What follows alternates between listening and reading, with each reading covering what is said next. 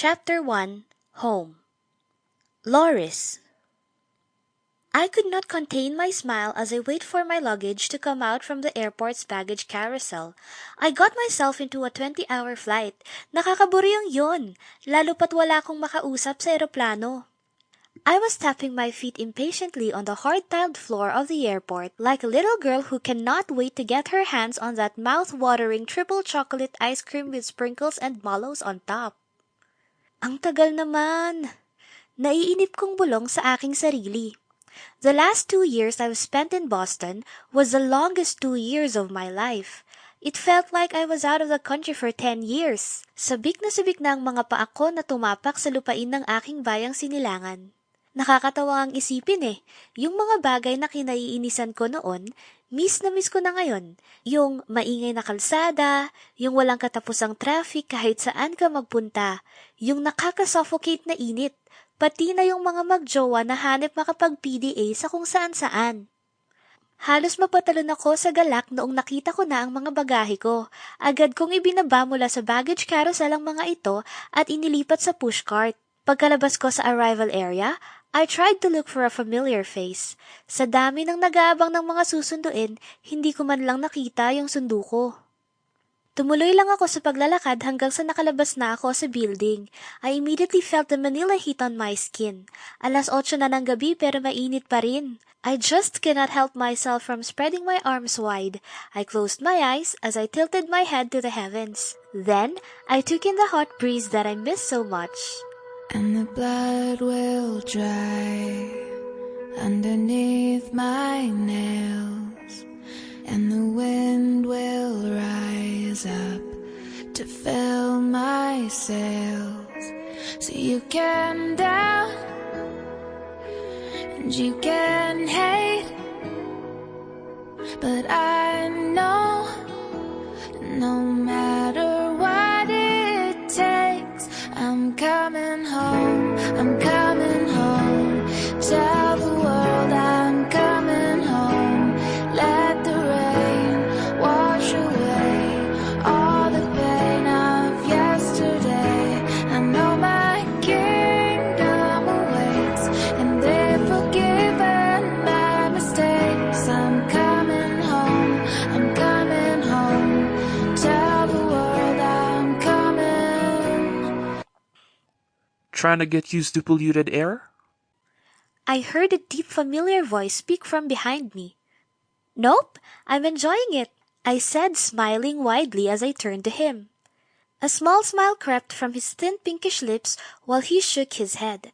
I went ahead to give him a big hug. Sup, kuya? I greeted.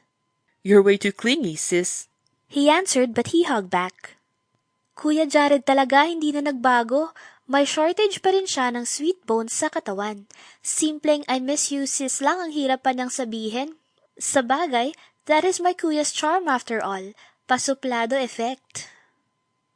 Binaybay namin ng kapatid ko ang kahabaan ng isang highway pa uwi. Tumigil lamang ang sasakyan dahil sa traffic.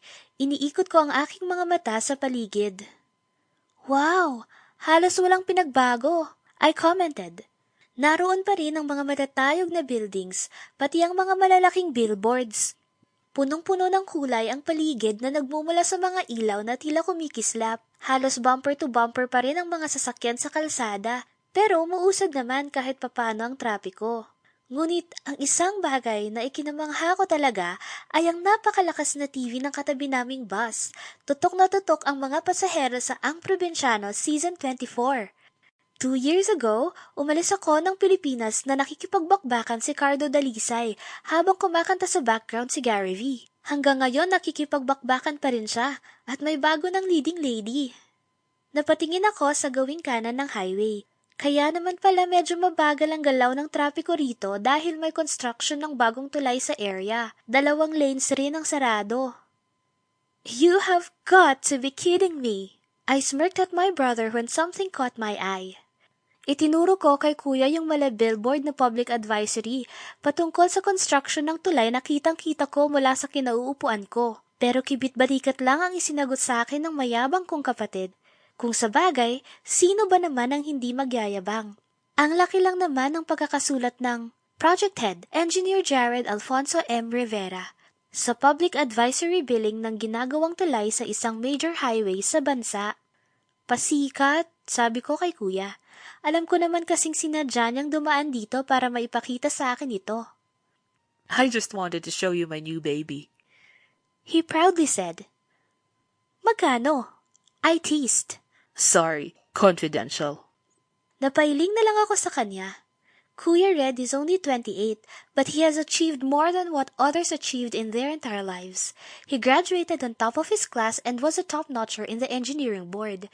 Sa kabila ng lahat ng academic at career achievements niya, he managed to maintain a really huge social circle. I was always proud of him. There's just one little problem. His cell phone caught both our attentions when it lit up from the dashboard. I immediately took his phone. He was driving and I don't want to risk our safety on the road. Pwede ba? Gusto kong makauwi ng safe, ano? I answered the call and put it on speaker mode. Hello, Sir Red! Bungad sa kabilang linya ng matinis na boses. Rinig na rinig sa boses niya ang kaba at pagkataranta. Grabe ka, Sir Red! Kanina pa kita tinatawagan! At last, sumagot ka rin! What is it, Therese? Kalmadong tanong ni Kuya. Diretso lang sa daan ang tingin niya. Sir, nandito sa office si Miss Anne. She's demanding to talk to you. Kanina ka pa niya hinahanap. Hindi ko naman alam kung saan kita hahagilapin. Sinabi ko naman sa kanya na blocked off ang schedule mo tonight. Sir, tiniterrorize na niya kami rito. Ipapasisante raw niya kami kapag hindi ka naman inilab... The voice on the other line suddenly trailed off. Therese, are you still there? My brother asked. Oh my shitballs! Sir Jared, patay na! Halos pabulong pero mariing sabi ni Therese. Tila siya nagbabanta. What? Kunot noong tanong ni Kuya. Miss Marla is here too. Trouble na this, Sir Jared.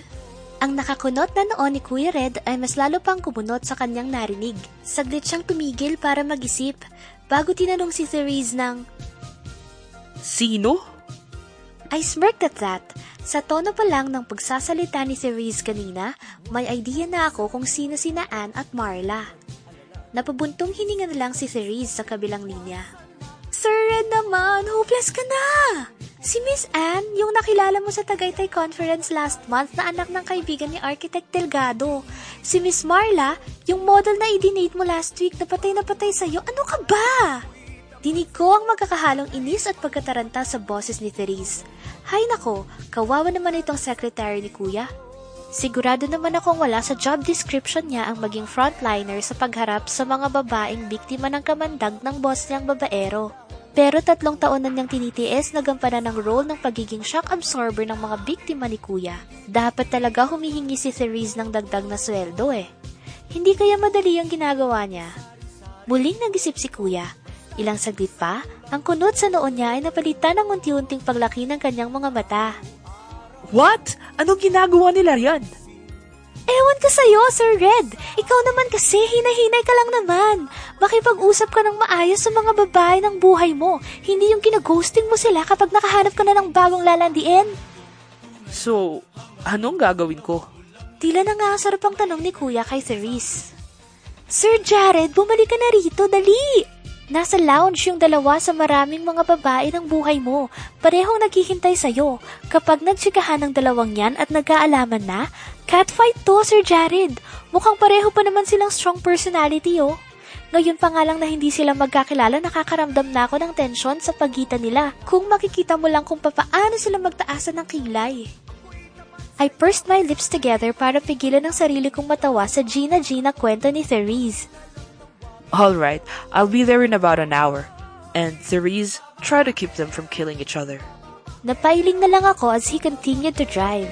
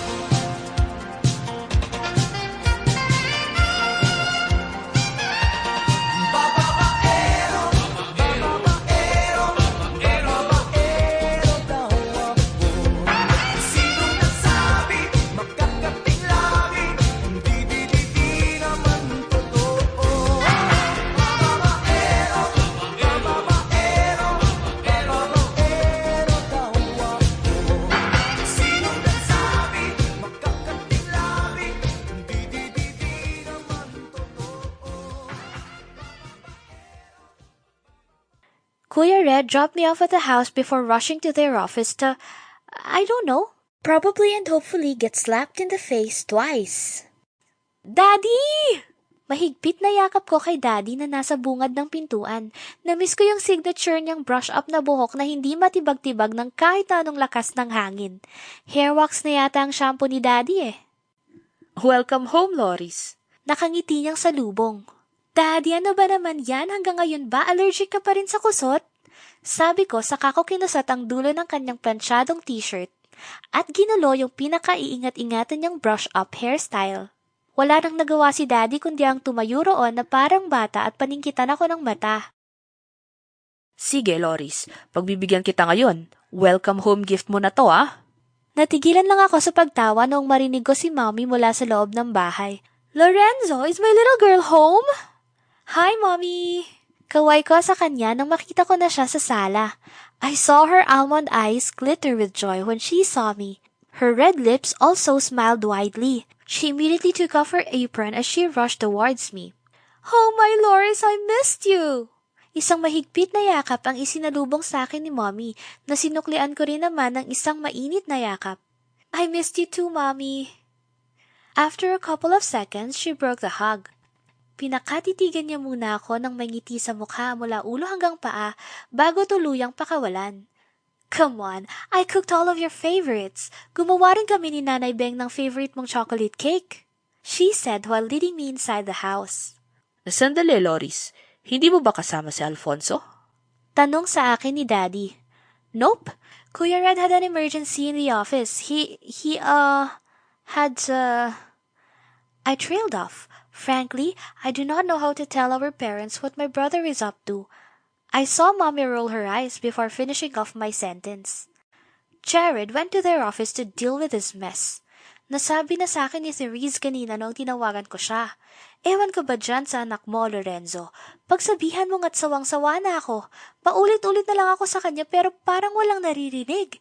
Napakababaero. Bakit ako na naman? Matanda na yung si Alfonso. Alam na niya ang ginagawa niya. Ayan, kaya ayaw tumigil. Kinukonsinti mo kasi ang anak mong yan. Gertrude, anak natin. Kapag may kalokohan, anak ko lang. Pero kapag nagtitino, anak mo. Baka gusto mong ipaalala ko sa'yo kung papaano natin ginawa si Alfonso. May diinsan natin na tukso ni Daddy. Bigla namang nanlaki ang mga mata ni Mommy. Nahampas tuloy niya si Daddy sa balikat.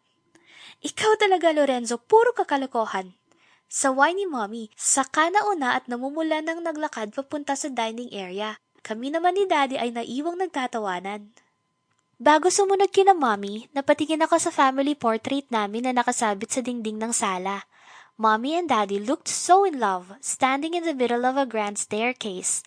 They were almost embracing each other. Mommy was wearing a red, elegant satin dress which hugged her body in all the right places. Her dress perfectly showcased her hourglass figure. Daddy, on the other hand, was wearing a well-tailored black suit with red tie and red hanky neatly tucked in the breast pocket of his coat. I was sitting at the bottom of the staircase. My body was facing right, but I smiled for the camera on the left. The skirt of my long red gown covered a good area of the staircase to add drama to the photograph. On the right side of the staircase were my brothers. They wore the same suit as Daddy. Kuya Jared and Kuya Jaden stood tall and confident side by side. Both their left hands were tucked in their pockets while they looked straight into the camera with playful smiles on their faces. I just cannot help but be astonished every time I look at my brothers in this portrait. They looked exactly the same, and they wore the exact same smile. Mula buhok hanggang sa detalye ng pagkakaayos ng kanilang mga paa, parehong-pareho. Parang na-copy-paste yung isang tao. Oh well, they're identical twins after all. Saglit ko ring pinasadahan ang mga family pictures namin na nakadisplay sa isang wooden cabinet sa ilalim ng family portrait. Then, it dawned on me. I am home. So you can down and you can hate, but I know no matter what it takes, I'm coming home. I'm coming home.